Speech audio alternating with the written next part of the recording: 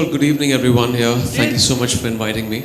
My son was at that time 3 years, 10 months. He was diagnosed with a condition called Wilms tumor.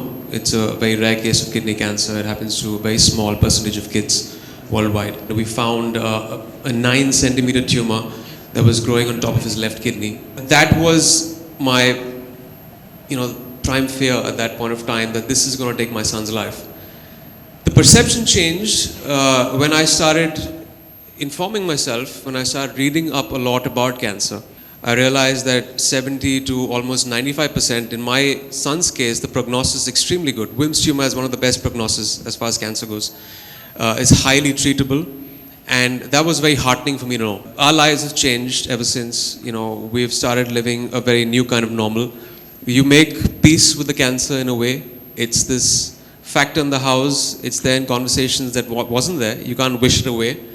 And your perception changes, and then you have to fight the good fight against this disease and make sure you don't let it get the better of you or your family.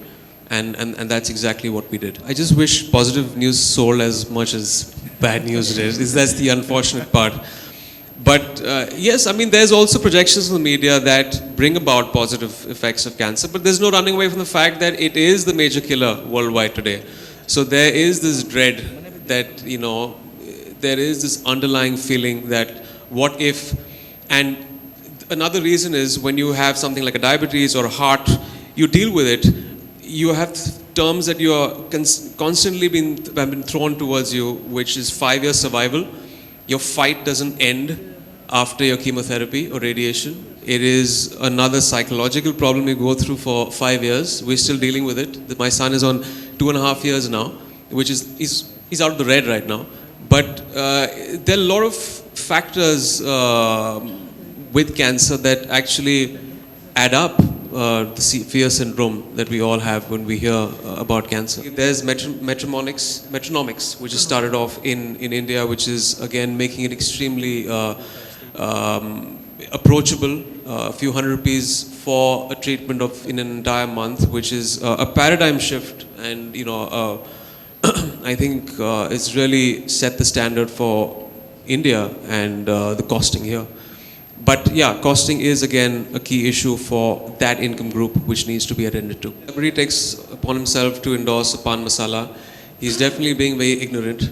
When you face the situation firsthand, you realize that these are the things that you cannot touch, let alone be a role model and promote them on TV and in other media. You get down to actually making, huge lifestyle changes.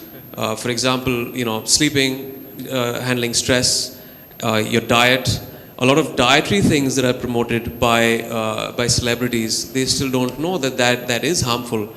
Kerala has started a very good thing, the fat tax, which has been started, which I tweeted yesterday and felt that it should be inculcated in all states. After reading up everything, I've stopped sugar completely in my house, because just like there was a ban on tobacco, very well soon enough, the next decade, you're going to know that sugar is one of the most toxic substances. I'd rather have a cigarette than have sugar, refined sugar. So these things need to come out in public domain, and people need to know about it, which people unfortunately don't know, and celebrities don't know. That's why they go ahead and probably promote a pop soda. I won't do that, because I know what it does to the body. I know firsthand from my son's experience and after reading about all of this. So.